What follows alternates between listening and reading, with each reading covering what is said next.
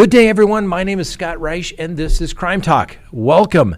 This is the weekly recap of all the top stories throughout the week in one convenient location. So yes, please don't complain that you've seen this before. This is the weekly recap for those who don't have time to watch it all throughout the week. Top stories, one convenient location, right here. Thanks for watching. Hope you enjoy it.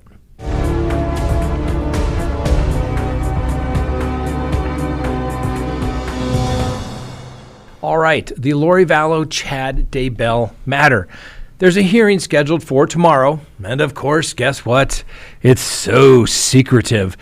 Nobody could possibly know because we have to protect the privacy of everyone in this particular case. Now, let's just talk about the case of Alec Murdaugh, for example.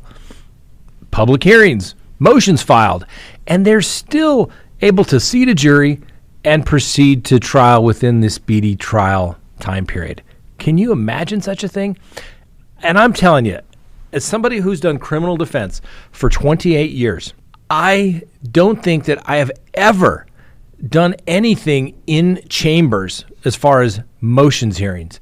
Maybe there were some scheduling issues. Hey, come on back, let's talk about scheduling, something along those lines. Never have we literally conducted hearings in the judge's chambers. Hell, where I practice law, if you lock the doors and nobody can come in, it's a violation of one's right to an open court proceeding under the Sixth Amendment. I've never seen anything like what's taken place in Idaho. I just don't get it, but we'll have to wait and see if it's an issue down the road. So, the prosecution has issued a subpoena to the Church of Jesus Christ of Latter-day Saints, the Mormons, I think as they used to say in their commercials. And what is a subpoena ducis tecum? Well, it's a subpoena where somebody has to show up for court. Like if you're a witness, here's your subpoena to go to court. Subpoena ducis tecum is simply a fancy word for saying, and bring some documents as well. So the representative from the Church of the Jesus Christ of Latter-day Saints, a.k.a. the Mormons, are going to have to show up to court on February 9th of 2023, and they are supposed to show up and bring the following: proof of church membership of Chad Daybell and Lori Vallow, and they also have to bring all copies of native records generated contemporaneous with each visit to a church temple from October 1 of 2018 to November 30th of 2019, indicating the dates, times, and locations where Chad Daybell and or Lori Vallow attended said temples. So the prosecution is either trying to establish that they were at one of these temples, aka church, or whether they weren't when they maybe have said that they were. So obviously they're trying to get in what they refer to as business records, records made contemporaneously. They're trying to show either the record existed and there was an entry, or the absence of the record, which is evidence in and of itself. Now, there's also the order of the closed hearing that's been filed, and so the hearing tomorrow on January 31st, it will be closed because we can't handle the truth. We can't handle it. So sensitive. So sensitive. Everything in Idaho is so sensitive. Are you kidding me? Think about all the cases out there, ladies and gentlemen. Heck, we got the case in Tennessee where they released the video and the case is just getting going. I mean, could you imagine if we had body cam video in the Lori Vallow case? Well, I mean, we know we got a little bit, but only in Idaho is nothing released. Now, also, obviously we know Mr. Pryor is looking to get a continuance. He's looking to get a severance, and he has filed an affidavit of his DNA expert, and he is basically saying, hey, there's a bunch of information forthcoming. I don't think I'm going to have enough time to look at everything as it relates to this case. And so, by the way, Judge, I'm telling you, I'm going to need more time. And he says, quote, I am concerned that since the state very recently disclosed to the defense the existence of this information, that I will not have sufficient time to provide the analysis, review, and prepare an opinion as it relates to both of these samples. These are the two new samples that they've done.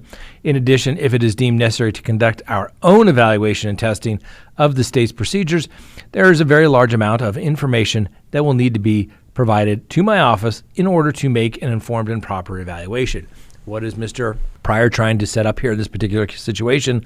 One, he needs more time. Two, if it's exculpatory, he needs it for court, and he's not going to be able to do that. Obviously, the remedy here in this particular situation, be it's a late disclosure by the prosecution, they should not be able to use that information. That would be the easiest way to remedy that. But hey, since we don't get to see what takes place in those motions hearing in Idaho, I guess we'll just have to wait and see. Eventually, they're going to have to do a trial, and only in Idaho is Judge Boyce and the prosecutors not confident enough in their abilities to let the case be seen by the world. Hopefully, the motion to reconsider or the position of the families will be given some credence. Somehow, I don't think it will. If I was a young judge and the world's watching the biggest case to plop down in the state of Idaho, I guess maybe next to the whole Kohberger thing, I probably wouldn't want the world to be watching, particularly when it looks like they've made some errors. I still think motion for speedy trial is going to be an issue. Judge Boyce is not going to reverse himself. For those who are familiar with that, remember, in the state of Idaho, from when you say not guilty at the arraignment, the state has 6 months. There's certain excludable time. So Lori Vallow went to the state mental health hospital for 10 months prior to her arraignment. So that really doesn't count for her. That's excludable time, so to speak. However, when she entered a plea not guilty, she says, I want my trial within 6 months. The court said, well, we're going to extend it just a little longer because, it's an indictment. These are meant to be charged together, and it's okay. And I understand that if there's a little bit of time. But now we're talking several months where the trial has not gone. It's been continued multiple times where she's never said, I waive speedy trial. Judge Boyce, let's face it, he's not going to kick this case out. Not going to do it. Judges don't admit that they made a mistake. That's what appellate courts are for. But I think it's going to be an issue, just like I thought it was going to be months and months ago. Over why, if he heard a statement which sounded like a confession, you didn't follow up, ask anybody to explain what that meant? No. And Griffin even played the audio back to jurors at 1/3 speed and claimed that the cop had actually misheard what Alec Murdaugh was allegedly saying, and that he in fact said they did him so bad. Well, because you need to decide, let's go ahead and take a listen. Here is it at normal speed. Today is tough. It's just so bad. They did it so bad. Today is tough. It's just so bad. They did it so bad. And here is the audio at 1/3 speed. It's just so bad. They did it so bad. It's just so bad. They did it so bad. Was it I did him so bad or they did him so bad? You decide. Leave me a comment below. Was it a confession or were there other reasonable, plausible explanations for what that meant? So Jim Griffin went on and said, why did you ask him right then and there when he said, I did him so bad? Why didn't you ask him, hey, Alec, what do you mean? Special Agent Croft claimed he made a mental note of it. But the defense attorney told jurors that in the subsequent interview, the detectives never asked Mr. Murdaugh to clarify what he meant. And he was also not arrested on that day either. Now, yesterday, Alec Murdaugh shook his head pretty defiantly and told his legal team, I did not say that, as the special agent testified yesterday. Now, Murdaugh is accused, obviously, of shooting his wife, Maggie, and his son, Paul, at their 1,700-acre hunting lodge there in South Carolina on June 7th of 2021. Now, I have no idea what a 1,700-acre hunting lodge goes for, and I doubt I have the funds on hand to buy it, but it sounds like a great hunting lodge, other than, of course, 2 people recently passed away there. Now, the defense attorneys continued and said, if Mr. Murdaugh was so central to the investigation, such as a significant statement, and it didn't attract an immediate response from investigators, how reliable was it? Well, the special agent said it was early in the investigation. It was more of an information gathering interview, and we didn't have any information at that time to challenge anything what Alec Murdaugh was telling us.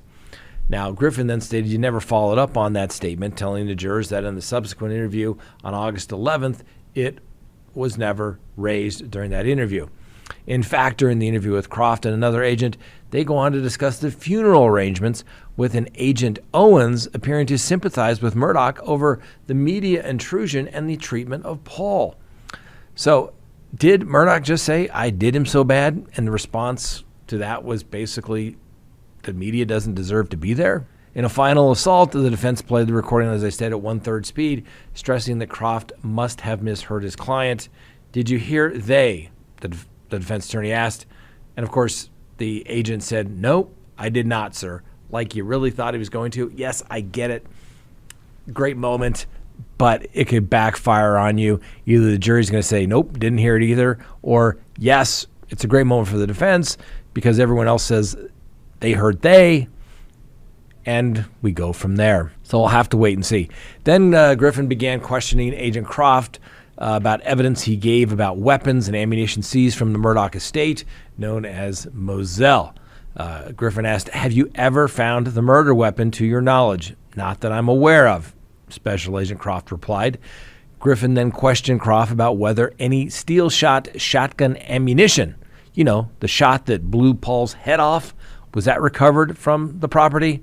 Croft confirmed that he found no steel shot during his search of the estate on June 8th or subsequent searches as well. And then jurors heard Murdaugh's second interview with the police. The first time he was questioned was on the night of the homicides, when he broke down in sobs and described in detail what he saw in regards to, well, what remained of his son's brain housing group. Prosecutors described their case as a puzzle in the last week's opening statement. And then while cross-examining witnesses, defense attorneys have asked questions suggesting that the puzzle pieces either aren't clear or prosecutors aren't putting them all on the table. Now, the South Carolina Law Enforcement Division, affectionately known as SLED, they also had Special Agent Melinda Worley testify late last week about photographs of the bodies, shotgun pellets, and DNA swabs from the scene, as well as clothes and fingernail clippings from the autopsies. And then on cross-examination, the defense attorneys were able to hone in on several items, including identifying footprints, one of Worley's specialties. She told him one of the footprints in the blood near the Murdaugh's son, Paul, was shot, came from a deputy, which means that somebody contaminated the crime scene. The defense attorneys asked, "Is that preservation of your scene that, rises to your standards?" And, Miss Worley responded, "No." All right, the trial continues. I'm telling you, it's getting good. This is really good lawyering. We're talking good lawyering on both sides. This is a battle. And I'm going to admit it, I'm not a big fan of Alec Murdaugh. Makes attorneys look bad when he starts stealing all their money. But I'm not sure, even if you're a thief, that necessarily makes you a murderer. Right now, the prosecution's not done yet, but they need to step it up. Let me know what you think. And remember, watch the entire trial. Bryan Kohberger. First on the docket, Bryan Kohberger disappeared and vanished for several hours while he was under surveillance by police investigators, according to a source. Now, surveillance teams had been tasked with keeping eyes on the 28-year-old criminology PhD student after he became a person of interest in the November 13 murders of Kaylee Gonsalves, Madison Mogan, Zaina Kernodle, and Ethan Chapin there in Moscow, Idaho. But in the early morning hours of 13 December, when he decided to set off on a cross-country trip with his father from his apartment there at the Washington State University in Pullman, ultimately heading to his family home in Pennsylvania, FBI agents lost Mr. Kohberger for several hours. Now, this information came to light in a podcast citing law enforcement sources who admitted that Mr. Kohberger managed to slip the dragnet almost as soon as his white Hyundai Elantra pulled out of the parking lot from his graduate housing complex. Now, for the next several hours, the FBI and all were concerned that the man they believed to have brutally stabbed these four students was, gone. investigators frantically searched license plate readers in nearby states to try and find any sign of Mr. Kohberger and where his car might be. Ultimately, the car was finally pinged in Loma, Colorado, about 900 miles away from Pullman. So that's a pretty good chunk of time where he was not located. Now, it's unclear exactly how long Mr. Kohberger's movements were unknown, but it's roughly a 15-hour drive from Pullman, Washington to Loma, Colorado. The route the father and son took across the United States was not the most direct journey, but some people say that he did that for legitimate reasons, perhaps weather-related issues. In fact, Mr. Kohberger's father, Michael, told a mechanic that he had looked up the route to Pennsylvania and found the quickest route to be down the I-90 interstate. That journey would have taken about 36 hours. But instead, Kohberger claimed that there would be wintry conditions along the route and that they should instead travel south towards Colorado, a route that added roughly 6 to 7 hours to that trip. Now, once surveillance teams were back on Mr. Kohberger's tail in Colorado, law enforcement hit another potential issue when the suspect was pulled over by police twice while driving through Indiana. Both stops took place just 15 minutes apart there in December, one time by the county police and the other by the state police for driving too close to a vehicle in front of Kohberger. Now, the body cam footage was previously released, we've shown that to you, from both traffic stops, showing a somewhat startled Mr. Kohberger behind the wheel and his father in the passenger seat. The stops sparked concerns among the FBI surveillance teams, who feared what the possibilities could be. They thought it was maybe too dangerous as to what could play out, with law enforcement across the country actively looking for this white Hyundai Elantra in connection to the Idaho murders. But in both cases, the father and son spoke cordially with the officers, who then let them go with only a warning and appeared to make no connection to the wanted vehicle. Then for the next 2 weeks, Mr. Kohberger was kept under surveillance while he stayed at his parents' home in Pennsylvania. Now, while he was there, one night he was spotted dumping trash into a neighbor's bin, and the trash was seized, and DNA evidence found on it was used to tie him to a knife sheath left behind at the killings. And then ultimately on December 30th, Mr. Kohberger was finally arrested in the early morning raid on his home. He's obviously behind bars there in Moscow, Idaho, charged with quadruple murder and burglary. Now, officials in Moscow have not addressed this information that came out regarding them basically losing Mr. Kohberger for several hours, and they're not probably going to make any comment because there's a gag order that prevents law enforcement officials and the defense and the prosecution teams from speaking out, obviously, about this case. The gag order was issued as Mr. Kohberger was being extradited from Pennsylvania to Moscow, Idaho, and it's a rather broad gag order, and lots of news organizations are trying to say that it is too broad and it is basically prior restraint. So hopefully the court will say, we can do this in the public because the public has a right to know. But we've talked about lots of cases in Idaho, and the one down just south of where this case is taking place, they don't do anything in public, so I'm a little concerned. We'll have to wait and see. All right, next on the docket, you know who's not having a good day, and what is a defense attorney's worst fear? Opening the door to something that isn't coming in. Now, let's face it, as a defense attorney, we've all done it. You've been in the moment and you ask a question, and maybe it wasn't the best articulated question, and next thing you know, you get an answer that wasn't really asked of because it was a poorly drafted question, and then guess what? You've opened the door to stuff that's not coming in. Well, that's what has happened to Alec Murdaugh's counsel. So the whole use of Alec Murdaugh's financial trouble as a motive for the deaths of Paul and Maggie, specifically the murders, can be permitted per Judge Newman. The court will rule on the admissibility of specific evidence pointing to Alec Murdaugh's financial crimes as the trial progresses, the judge said. He shared that in the court's view, based upon legal precedent, the evidence is valid as a broader context to the circumstances of the murders.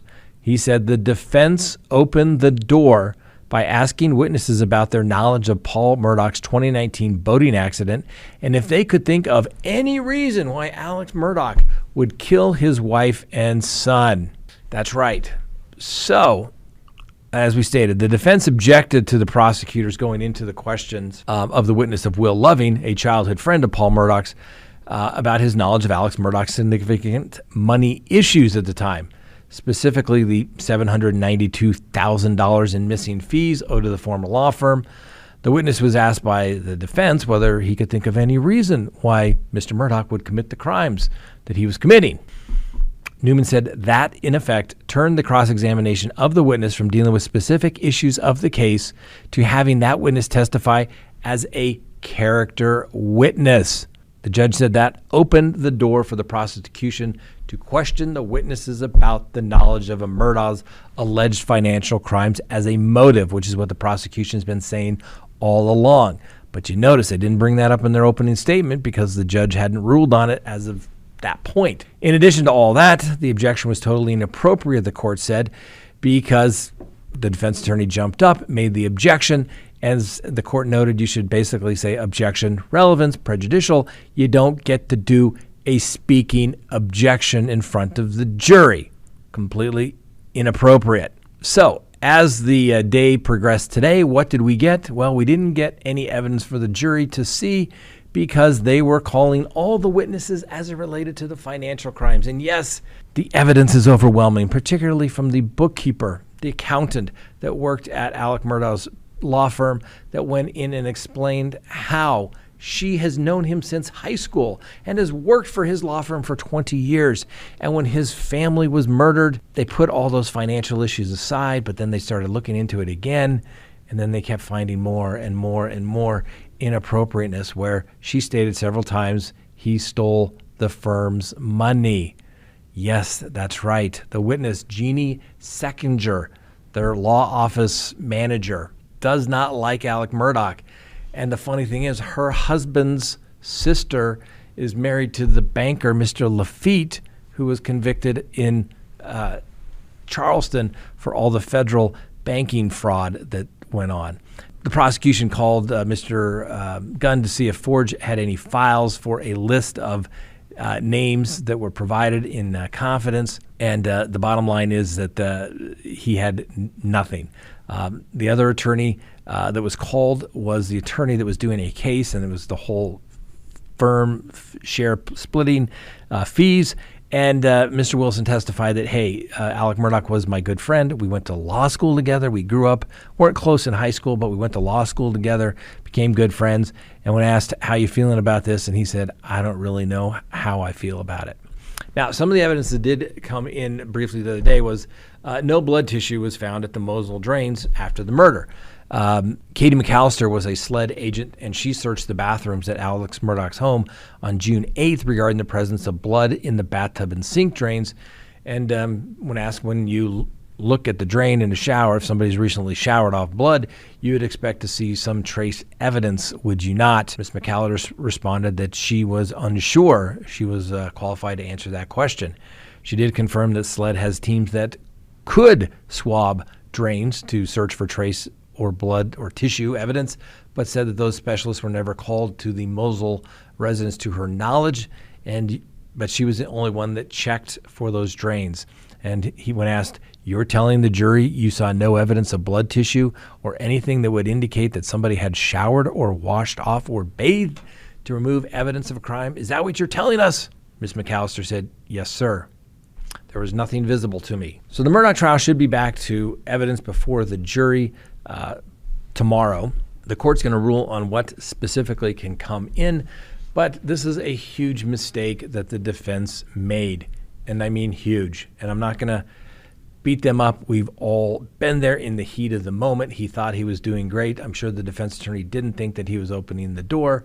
But when you ask, is there any reason, basically say, he's such a good guy. He's such a great guy.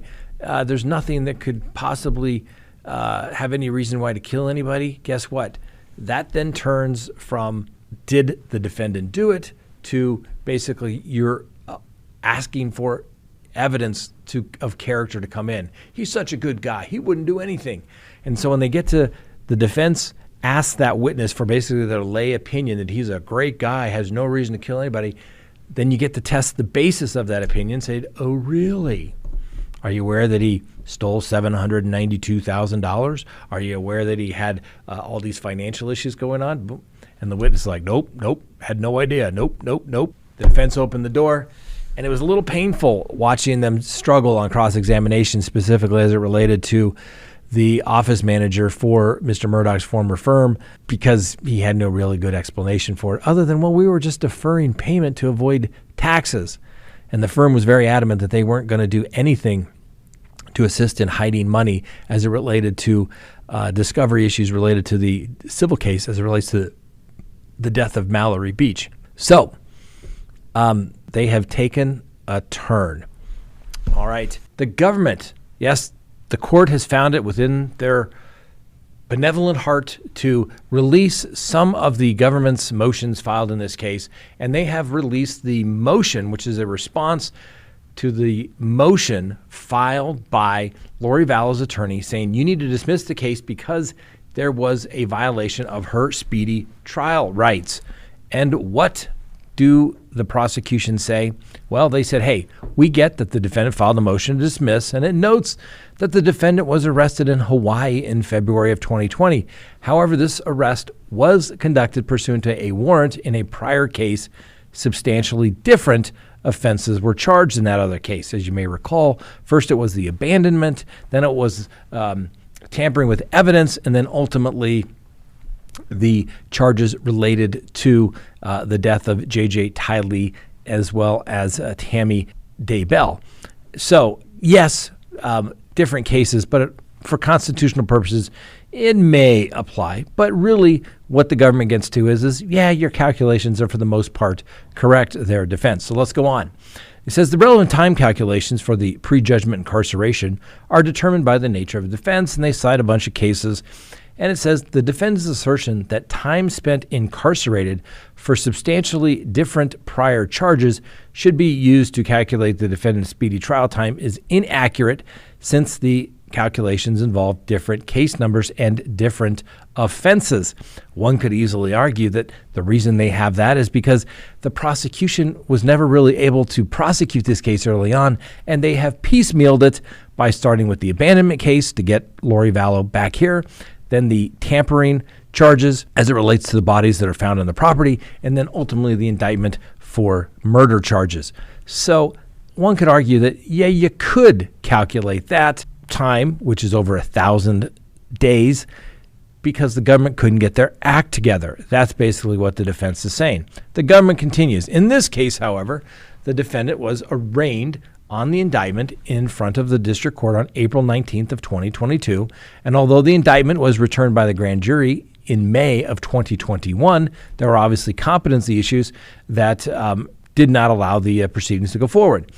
Because of the defendant's subsequent hospitalization, the arraignment was delayed. This delay is not attributable to the state.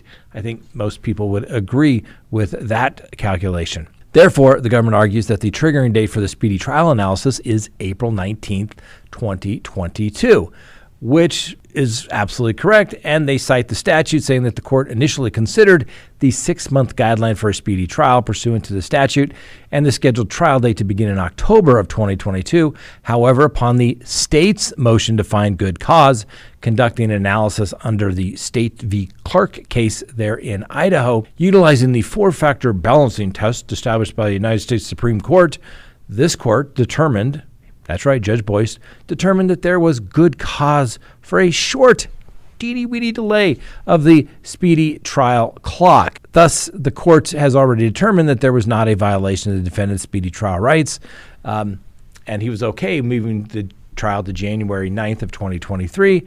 And the defendant's assertion that it was delayed by anybody else is without merit. The government argues that there is no evidence that the defendant objected to the January trial setting, and there was further delay to the defendant's mental health in October, which the defense clearly states that that is not attributable to Lori Vallow at that time. So the government then concedes, hey, factoring in this delay, it's the defendant's position that, yes, her trial date should have started approximately 40 days after the January 9th date, which would be February 18th, or the following Monday, February 20th. However, this determination fails to account for the necessity of coordinating the court schedule, the logistics of holding a trial in Ada County, and furthermore, it's almost exclusively focused on a strict interpretation of the 6-month time limit to bring a case. Yes, because that's what the statute says. And most courts will say, oh, you can't get to trial within 6 months. Guess what? 6 months and a day, case dismissed. That's what it is there for. That is statutory Speedy Rights Act. The statute in the state is actually greater than the constitutional speedy trial calculations, which are a lot differently, and it really depends on the fundamental right and not the statutory right. But most courts say that, a year is kind of the delay when you're saying, take me to trial, and you can't get there. And the government says here, hey, a delay of 44 days beyond February 18th is not presumptively unconstitutional. And therefore, the court's already found good cause. So don't worry about it, Judge. It'll all be okay. You found good cause, close enough for us. It's government work. 6 months in the statute? Why should that mean anything? I don't know, ladies and gentlemen. The legislature writes the laws. They say that words have meaning, and then they try to change what the words mean when it doesn't help the situation that they're in on that particular case. And I know we've said it before, first thing they teach you in law school, there's always an exception to every rule, but then you have to start wondering if it's fair. Now, don't get me wrong. Lori Vallow and Chad Daybell have certainly put themselves in a predicament here, haven't they? We all want to see justice done, but it is also a greater injustice when the law is not applied equally and fairly to everyone. Now, Chad Daybell has waived speedy trial. I don't think there was a court date he didn't go to where he wasn't prepared to waive speedy trial. But Lori Vallow, all she has ever said was, I want a speedy trial. That's that simple. Just saying. I get it. There's an exception when you have co-defendants in the same indictment. But when one defendant's demanding speedy trial, we're not talking a week or two. We're talking 44 days. Mess around and find out. We've all seen that little thing, right? The more you mess around, the more you're going to find out. Why do it? She wants her trial. Go do it. I've said this from day one. The prosecutor said, Judge, they want a trial. You tell us where, you tell us when, and we'll have all of our witnesses ready to go. But the prosecution is just as guilty as the court is in delaying this matter. I know there's time excluded that doesn't count, but even if you go by the government's calculation, Lori Vallow's her speedy trial right is being violated. And I'm telling you, ladies and gentlemen, if you let the government railroad guilty people, they will start doing it to innocent people as well. The laws mean something. The plain language means something. The Idaho legislature says 6 months. Don't blame Lori Vallow. Don't blame her attorney. It's on the government. The government has the job to protect the record. The court has the job to protect the record. And I don't know what's going to happen. Probably the judge is going to say, 44 days, no big deal. It's 44 days. Well, think of it as 44 days that you had to spend in custody when the case should have been dismissed against you. You'd probably think 44 days is an eternity. I would think so. So, just saying. Now, another thing is interesting is that the defense for Lori Vallow has filed another motion because the government says you need to tell us everything that you're going to tell everybody about as it relates to mental health issues. And the defense has said that in the guilt phase of the trial, no expert witnesses will be called by the defense, which will support a claim of basically the mental illness or defect because it's not really a defense to the crime, but it can be used to present or negate an element of an offense, right? There's no NGRI in Idaho. But then it goes directly to the element, the knowing element in the element. However, but when you start making those kind of an NGR arguments, whatever you want to call it, they don't have it. It's kind of an admission of guilt. It's like an affirmative defense. I did it, but I was crazy. But the defense is saying, therefore, if no crime was committed by her, there's nothing to negate, right? It's that simple. Because as you recall, her alibi was, I didn't do it. I never harmed my children in any way. It was Alex Cox that did it. So I didn't know he was going to do it. How are you going to prove that I knew he was going to do it? Just because I'm a terrible mother and I didn't say anything afterwards doesn't mean that I did it. So she's saying, why would I submit evidence to say I was incompetent and therefore I have to negate a knowing element that I knew what was taking place? Because she's saying she didn't. Hope that makes sense. Basically saying, I didn't know Alex Cox was going to kill my children. And oh, by the way, I was in Hawaii when Tammy Daybell died. So you can't really blame that on me either, is what she's saying. That's her alibi. It's going to get interesting. We just need a good, strong judge.